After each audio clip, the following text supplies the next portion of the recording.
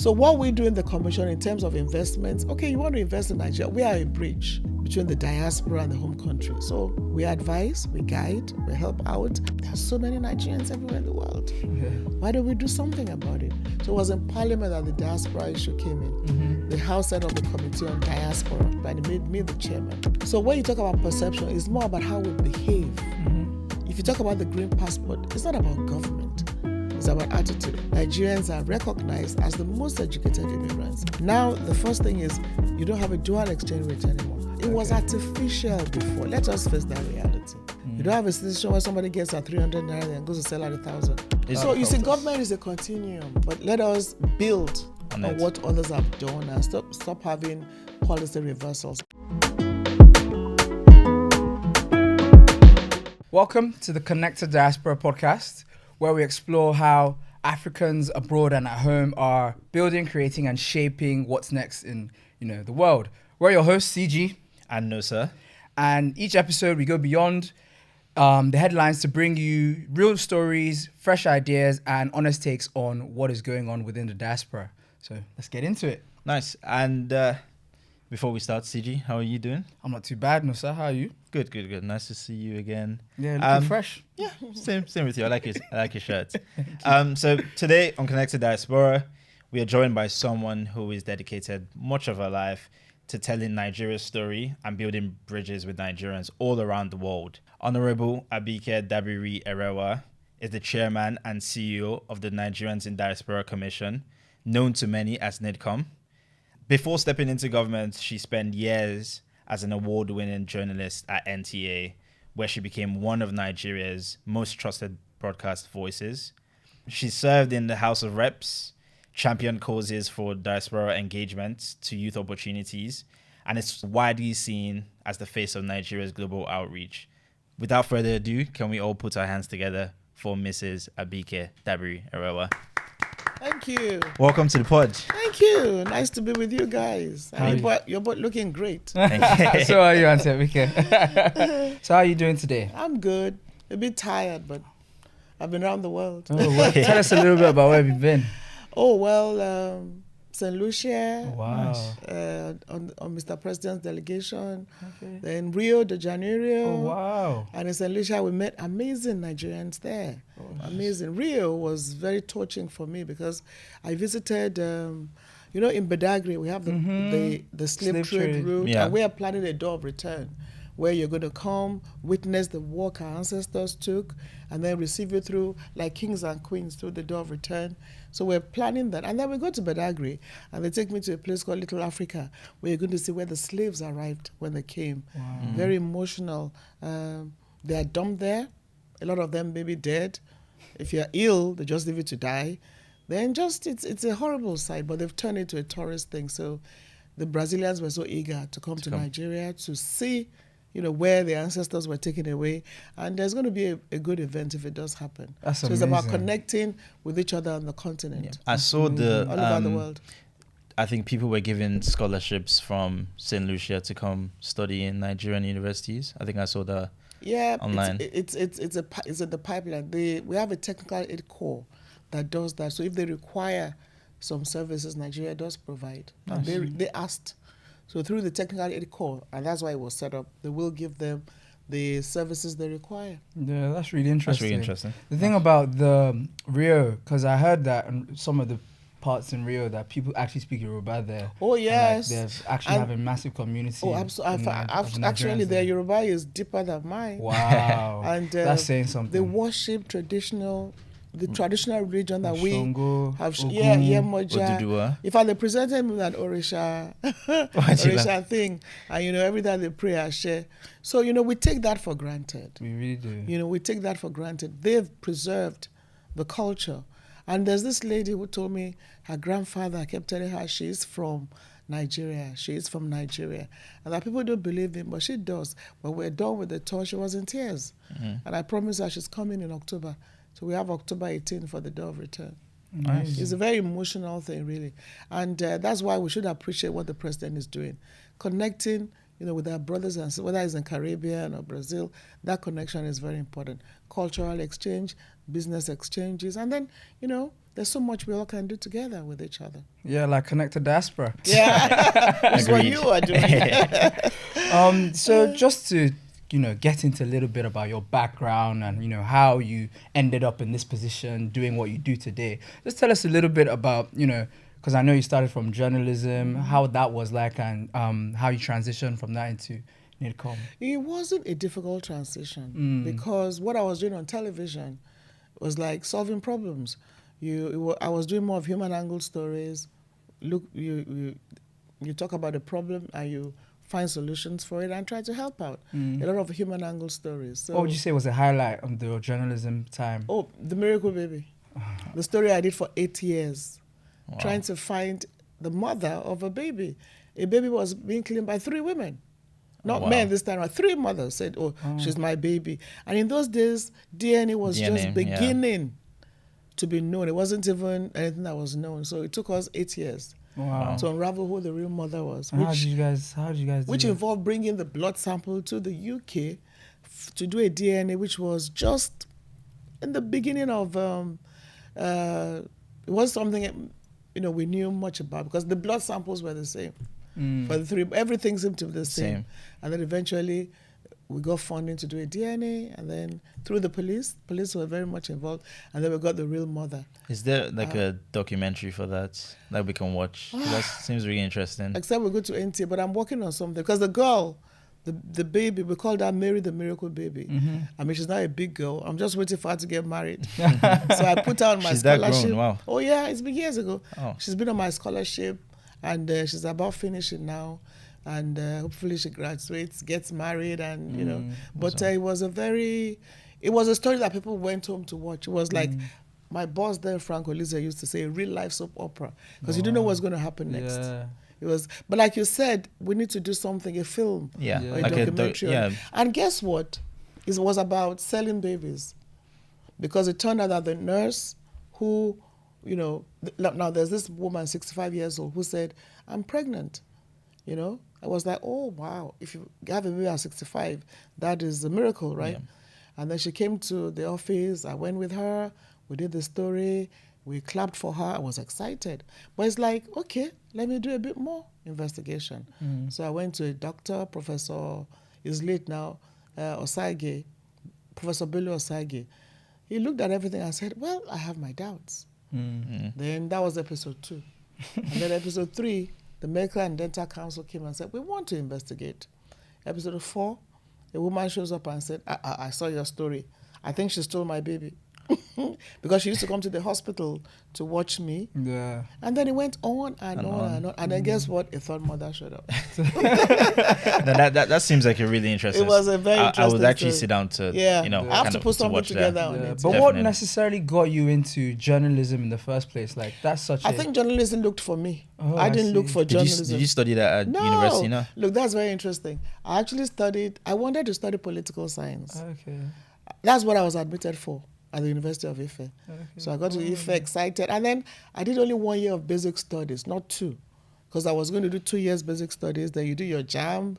But I got admitted in my first year of basic studies. So I went to Ife excited, hey, I'm leaving you guys behind. I'm going to. And I couldn't make political science because they said I had P7 in mathematics. Not because, I was brilliant, but I didn't like mathematics. But you needed mathematics for political science.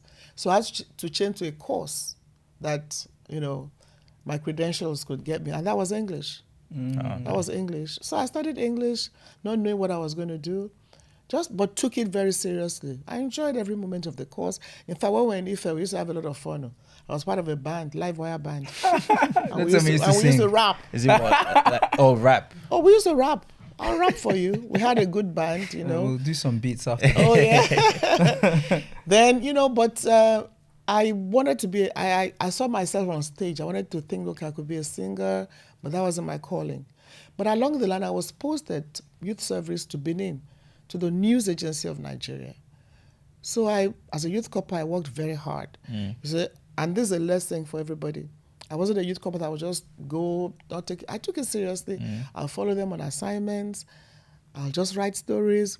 show my bosses, and everybody was a boss because I was just a copper. They would read, correct. Then I write another story, they read, correct. So I was learning how to write copy stories for that. Then there was this day, there was nobody in the office except this youth copper. And they said, listen, it's an important assignment, go cover it. And that was how it began. They started giving me assignments to cover on my own. Wow. Then I got a radio program, pro bono. I was just doing it. I would call it youth call, something. Pro bono, just doing something.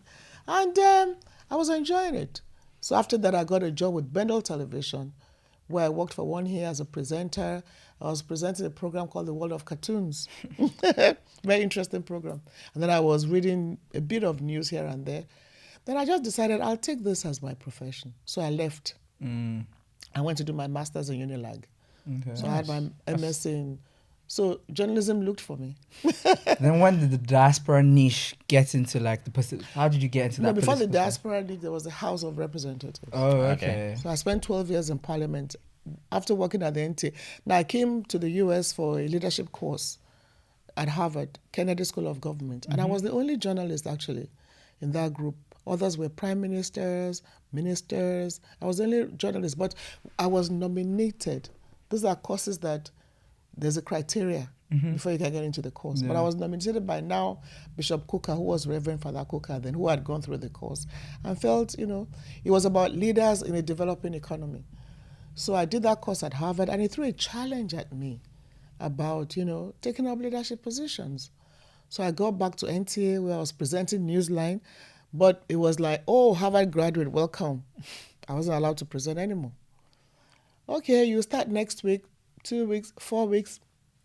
I'm like, I wasn't born to present the program. It could be somebody was doing it before me. Yeah. So this idea started coming to me one after the other. It's like, you can't contest. I'm like, me? No, I can't.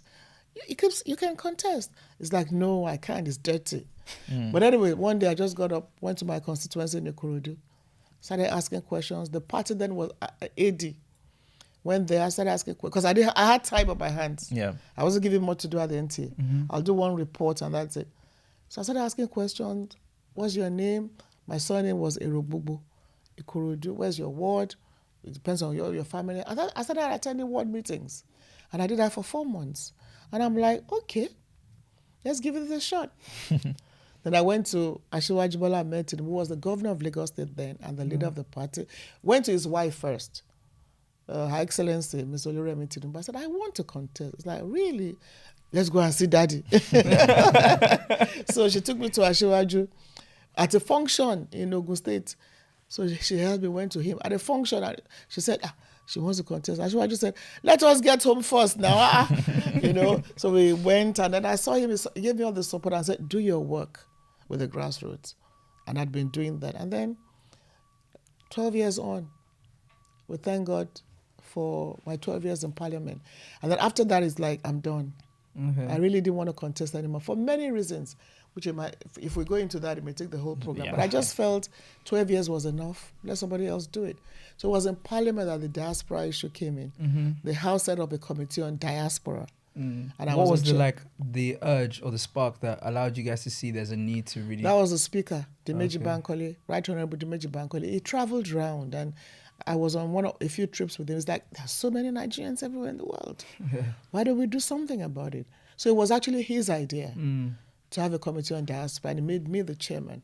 But you see, it was like, people said it's not a juicy committee in quotes. In Parliament, there are grades of committees. Like, what is diaspora? I'm like, well, my attitude is whatever you do, do it well. Yeah. I thought it was only the Senate that had committees. No, the Senate copied the House. Okay. It was after the House had the Committee on Diaspora. In fact, 2 things. First, I was chairman House Committee on Media and Public Affairs, which I was the pioneer chairman. And that was strange because I was in opposition.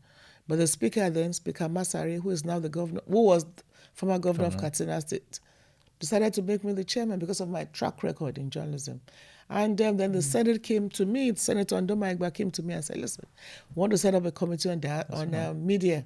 And then they did. So the same thing with diaspora. The House added first, and the Senate felt the need to also have a committee on diaspora. And so today both parliaments have it. And it was when I was in Parliament, it was as chairman that I recommended, after working with the committee, that the diaspora needs an agency.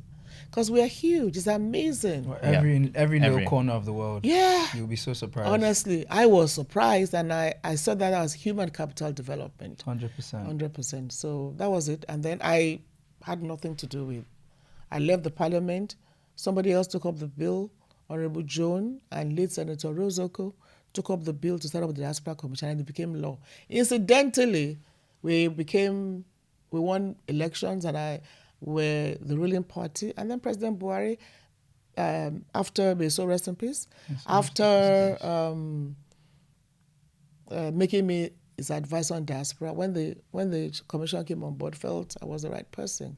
So I'm again the pioneer chairman of that committee. That's a really interesting story. I mean, kind of seeing how you progressed all the way from, NTA to diaspora. I think one major theme for us today for the podcast is entrepreneurship. So we kind of want to... Hard work. And we want to, kind of deep dive into that. There's a perception around investing in Nigeria for people, especially in the diaspora. I think this was something that was mentioned when we went for the Foreign Commonwealth Development Office. Yeah. Okay. Yeah. Building trust in Nigeria and people wanting to invest and, them being scammed eventually. So how do you think we can kind of change the global perception of Nigeria? Actually, one, I think the global perception is changing. And looking back years and today, if I say I'm a Nigerian, right, they want to be my friend. That's the experience I'm having. If you go out and say you're a Nigerian, they want to know you. They want to sing your songs. Yeah. They watch your movies. They wear what we're wearing. So I think the perception is changing thanks to young people like you in the diaspora that are doing great things and amazing things Nigerians are doing. And it's showing. And it's through the commission we ensure we project that all the time. So, but we can do a lot more. So when you talk about perception, it's more about how we behave. Mm-hmm. If you talk about the green passport, it's not about government. It's about attitude. Okay, there was something in India where this guy went on the streets of India fighting Indian police and said, I'm a vagabond, I'm a Nigerian. That doesn't help you and I. No, not at all. So it's more about our behavior. But you may think I'm wrong, but I think that perception is changing. Globally, Nigerians are recognized as the most educated immigrants. Nigerians are doing very well all over the world. There are a few bad eggs. Mm-hmm. I agree with that, but that will not define us. So what we do in the commission in terms of investments, okay, you want to invest in Nigeria. We are a bridge between the diaspora and the home country. So we advise, we guide, we help out. And there's so much information out there now that you just deal with the right people. I think that's really important because in terms of the business side of things, there's kind of a perception of, there's shaky government, there's, ease of doing business being hard, the traffic, the lack of electricity, and more like the kind of governance and regulatory. Look, I agree with you. A lot of bureaucratic bottlenecks, which is being worked on. Bureaucracy sometimes. And then another thing is, for those at home, there's always this thing of, you're coming home, you think you're better than us? You're a diaspora, you think you're better than us? But we say that...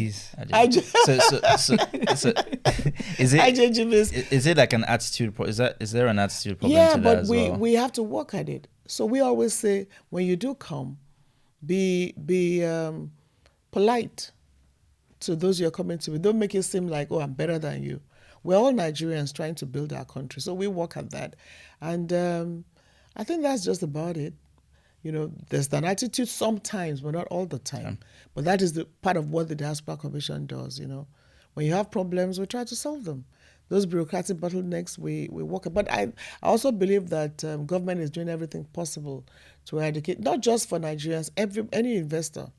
But again, it's still the best place to invest. Yeah, I saw that IFC invested heavily into Helios and their developments on sports in the nation and in the country. So it definitely is happening. But in terms of like smaller kind of business people and individuals, from your vantage point, what would you say the real risk is to entrepreneurship in the country? Well, because you just talked about bureaucratic bottlenecks. Change of policies could affect you. No, you said something. 24-hour electricity is critical. Security is critical. And then you don't want to just put your money in something and then a policy change comes and then affects you. So there has to be continuity in government policies and programs. Yeah. I think that is very important. And then we have to encourage small businesses, entrepreneurs. Agreed. The more small businesses we have, the more jobs will be created. You see, we don't have to look at the big things. There's a Nigerian in the diaspora who set up a laundry business. He's employed 23 people. He wanted more support, and he got it from back home industry, and he has employed double that amount. So Wow. it's and then the NIPC has a one-stop thing on the website for investors. So there are challenges. Don't let me sit down and say there are no challenges. There are challenges, but we all have to work at it. And this continuity of government, how possible do you think that is in the current? Well, I see. You can see what President Tinubu is doing. Yeah, we talk about that. Yeah, a lot. I really kind of like yeah. impressed by what's going on in the country right now. You can see what he's doing. So it's about being able to continue those. Okay, are you going to now stop students' loan fund? No. Are you going to stop the? We have the naira dollar. We used to have a dual exchange, but now it's just one single. You can't go back on that. Are you going to go back on infrastructural development? The trains are working, the roads are being built. Are you going to go back on are you going to go back on diaspora? There are many things. Even now we have a non-resident BVN. You can sit in the comfort of your homes, wherever you are, and open your account. Now we have the contactless passport. You even got the CAC now being done with AI on the website. Oh, yes. Yeah, you can make your CAC really fast now. So you see, government is a continuum, but let us build on what others have done and stop having policy reversals. And then in terms of structure of governance, it's very, what we're practicing is very large. So you can see what the president is doing in a way that, for instance, local government is saying, get your money directly. We now have regional development commissions where hopefully if they do what they're supposed to do, you can ensure that there's development among your regions, interconnectivity, transportation and all that. So if those who are given the responsibility carry them out effectively, I think, we're making progress, actually. I do agree that we're making progress, and I think that's why it's important for you to kind of highlight this for people to also understand. And like CG said, there's a lot of investors coming from abroad still investing in Nigeria, and they see... And I see a lot of them. If you go on a plane now, I'm returning back, I see a lot of foreigners. There's something they're saying that we are not saying. One thing I also want to appeal to Nigerians is don't always go out there and abuse and condemn your country. Look, I had an experience. In 4 days, my bags disappeared on 2 flights on foreign airline. It was really terrible for all of us on those flights. But I didn't hear them cussing and abusing. You just fill the form, wait for your bags. So really, we need to also appreciate ourselves as a people. Criticize constructively. And then prefer solutions. And then most importantly, work with the younger people. I think the youth out there, and the president is doing just that, encourage the youth. I see a lot of capacity and capability in the Nigerian youth all over the world, whether in the diaspora at home. But it's important to invest in the youth and ensure that we don't pay lip service to having them take control of a lot of things. And building on what you just said about investing in the youth, so capital, funding is a major, problem, especially for new ventures and initiatives in Nigeria. So kind of how do you think younger people would, be able to reach out to some of this funding to be able to actually build businesses? Like you said, SMEs are the backbones of every economy. So how is it possible for young Nigerians to gain access, and what are the opportunities there for them to actually gain capital? Yeah, there are some funds that are out there for businesses, entrepreneurship, businesses, loans. The Bank of Agriculture is coming. There are quite a few, but you need to find them. A lot of time we don't even believe it's going to work. You hear people say, I don't mind them. Try, apply, and see what happens. There's this particular Nigerian abroad who wanted to do something. He said, I said apply, and he got it. So there are so many. If you do your research, you see that there are areas where you can. Well, I agree that there are times you must know somebody who knows somebody who knows somebody. It doesn't have to be like that. But it shouldn't discourage you from say, okay, I'm going to try. I'm going to see what I can do. But I also think that's kind of the beauty of being in Nigeria. And I think there's something about the community and network that we like to always take advantage of, like my uncle or my auntie or my auntie's uncle, that you will find something or find some sort of information through your network that will always help you to, get to that next stage, which I think is very good.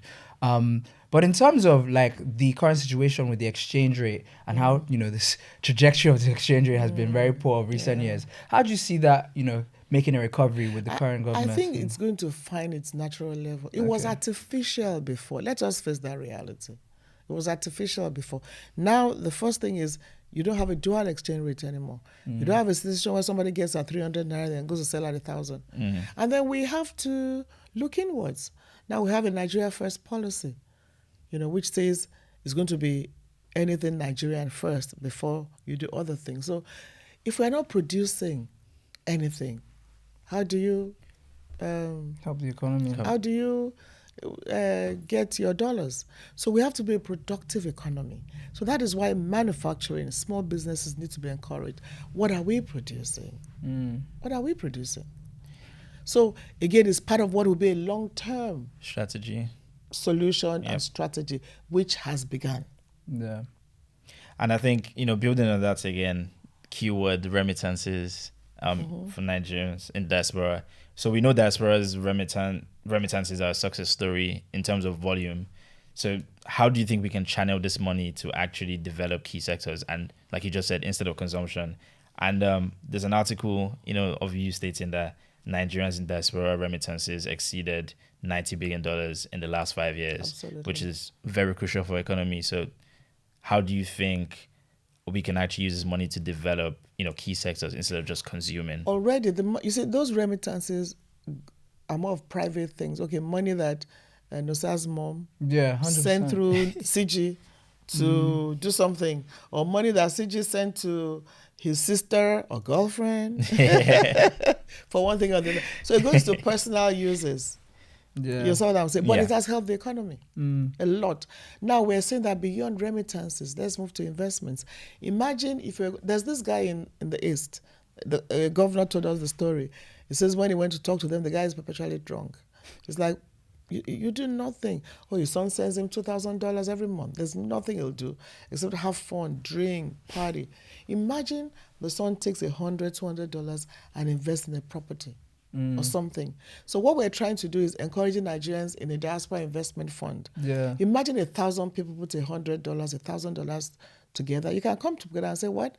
We want to invest in building a bridge. We want to invest in solar or anything. That's what we are trying to do. So beyond remittances, let's look at investments. And thank God that you mentioned investments. So the next question would be, so what sectors do you think are genuinely investable for both diaspora and local young Nigerians? When I look at where the statistics we have, Nigerians in the diaspora have been investing mainly in the areas of healthcare. They are building a lot of hospitals back home. 70% of black doctors in America, Association of Black Doctors in America, are Nigerians. Wow. They are building hospitals. Nobody is talking about them. They are building hospitals. They are actually coming, in between. Some come to spend their sabbatical and, and work in the healthcare industry.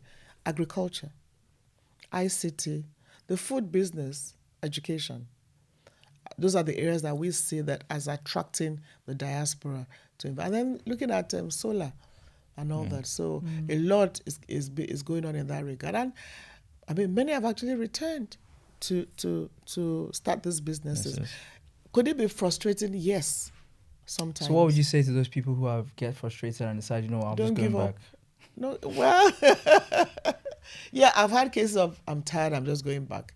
But there are also cases of, why didn't I do this a long time ago? So life is a risk. But we should try to ensure that these risks... I mean, there's a Nigerian who came home and one thing or the other happened. He was shot on the road or something. There was always one story or the other. They said he did. But security, power, very important. And the Tinubu administration is doing everything to ensure that this is done. So every country has its own challenges. Every country has its own challenges. So, but the most important thing is that our laws must work. there must be sanction for bad behavior. There's a lot of corruption, not because people are poor, but because there are no sanctions. Yeah. So once you don't pay for, once you get away with anything, And there are take no traffic. consequences. Take traffic. Everyone It annoys me. Yeah, everyone starts doing the same thing. You're driving, somebody's facing one way and he gets away with it. So why wouldn't I want to do it? I also want to get to where I'm going. So there must be penalties for bad behavior. Yeah, for sure. I think something you said about everyone has their own problems. Every country has their own problems. I think it's very key for Nigerians to actually sit down and really accept that we have these issues so we can really face them squarely. Yeah. I always give this example that, everybody in diaspora, we should just all come back and stop complaining and just deal with everything. Let's just face each other's fronts and start coming up with these solutions ourselves, because there's clearly power within the numbers, and we have, as you said, immense human capital. 17 million. Exactly. That's amazing. And I think that's one good thing about Nigerians. Like, we are able to fight back against things and we're able to resist. And that's why a lot of people in diaspora as well. The resilience. The resilience. They're able to move back and actually create successful businesses. So, and why do you think that Nigerians come abroad and do very, very well? Because they have to pick water from the bucket and shower. It's the same thing. And they realize when they have shower head, they're like, this is not bad. Okay, I can put my energy into not suffering and doing well for myself. Even I think yesterday, just a quick branch, I was talking to my auntie, and I think her son is doing about 10 subjects in year 7. Wow. And I was telling her, when I was in year 7, I was doing 20 subjects. Wow. So already that resilience has been there from when I've been in year 7. So that kind of stays in you also the way when you grow up. And we can, in everything, let's look at the positivity and what we can do. So you find Nigerians, like I said, resilient, hardworking, and Nigerians are just different. Yeah, We're just different. 100%. And you know what's very different as well? Dirty December in Our Lagos. favorite topic. You guys made it really dirty. So it's been a kind of a recent trend and craze, but I've always thought Dirty December has always been a thing for years to come. Yeah, actually. Why do you think it's blown up all of a sudden? No, you see, it was a matter of time. It was a matter of time because people come to me. I'm sorry, I don't want to mention any country. They keep saying, we'll go to this country, but I want to come to Nigeria. So nothing is stopping you. So it was just a matter of time that it was going to blow up. But again, it's thanks to our young Nigerians in the diaspora. For 6 years, we've been going around telling Nigerians, listen, look back home. There's so much you can do back home. And I'm not surprised that it just took a life of its own. But we also have to manage it very well and ensure that as it's taking a life of its own, we're prepared for the numbers. Because you find some Nigerians complain that because of Dirty December, traffic. And things don't have to get too expensive. Yeah. So vendors should not overcharge. So because you're coming, the price of a drink, for instance, can be 10 times more. Yeah, so we have to ensure that we don't spoil what should be a very good thing. I've heard those complaints, but we're looking forward to more. Yeah, for sure. To more. I also think there is a possible potential to use Dirty December as like an example of how we can potentially show Nigeria as a tourist destination, not just for party life, but for other things like the landscapes in the north, there are all sorts of historical artifacts that we have on show. Beaches. I went to Enugu State, I think, and they told me the whole state was packed full. We only concentrated on Lagos. So I told them, look, showcase it. In fact, in December, virtually everywhere is packed. In the East, everywhere was packed full. People came home. Yeah. And I was telling them, you kept quiet. In fact, there was no hotel room anymore. And they had this conference center where a lot of things happened. So what I want to see is where we showcase the best of, not just in December, but the Minister of Culture and Tourism is working on it, not just in December, all year round. Yeah. To see that, you can always visit, you can always come. When you look at it, and then we all travel and see these things, we should be able to replicate 100%. or even do better in our country. Yeah. So with leadership, and Mr. President is, doing all he can, we will take our place in the community of nations. And like you just said now, there's so many great states in Nigeria. I think it's also important for people to realize that Lagos is not the only place. Lagos is not Nigeria. Exactly. You can invest in this. But it is the place. It is. But there's no state without something you can invest in. Yes. There's no state without something to be treasured. We're blessed. We are. We're blessed. Like so when I small St. Lucia, I could see Taraba with their roads. I could see Lagos with the beaches. I could see Obudu with the mountains. So we have everything. We really do. But what are we doing to build these things up? And it doesn't have to be just government. Yeah. You guys in the private and the younger ones, you have a major role to play. Major role to play. And thank God you just said the younger ones. I feel like you're, getting us into the different segments with the right, keywords. It's like you read this. Exactly, like you read this. And so with Nigeria's heavy youth population, what do you think is actually special about the Gen Zs? Like we call you Mama Gen Z here in the diaspora. And what gives you hope for the young people of Nigeria? You are very special because you are Nigerians. You exhibited the Nigerianness in you. And we're truly proud of our young generation. However, we know there are issues, social media, people talk anyhow. And that's another matter. That's another matter. But very, very intelligent young men and women all over the world. And I'm telling you, not because I'm a Nigerian. I mean, I haven't seen the kind of people, the kind of quality, human capital that we have in any part of the world. I haven't seen it. So that is what propels me to say, listen, we must encourage Nigerians in the diaspora to work with Nigerians at home.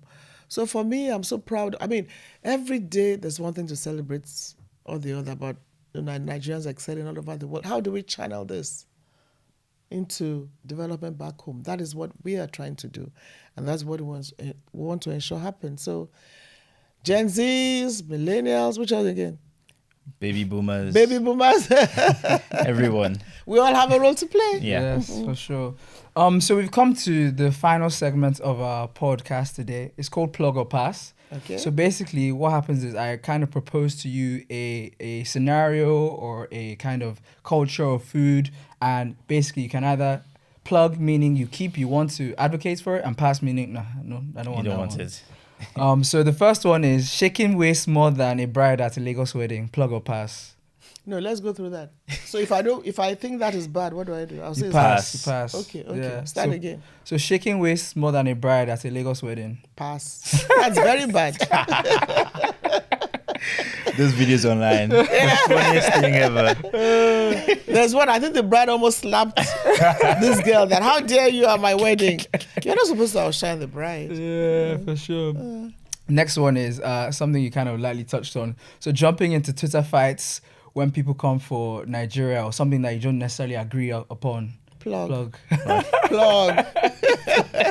Have you had your fair share? Before my Twitter was hacked, I mean, when I have the time, some people will tell me, "Oh, you're a public figure." Why? The app is for all of us. It's for all of us to talk.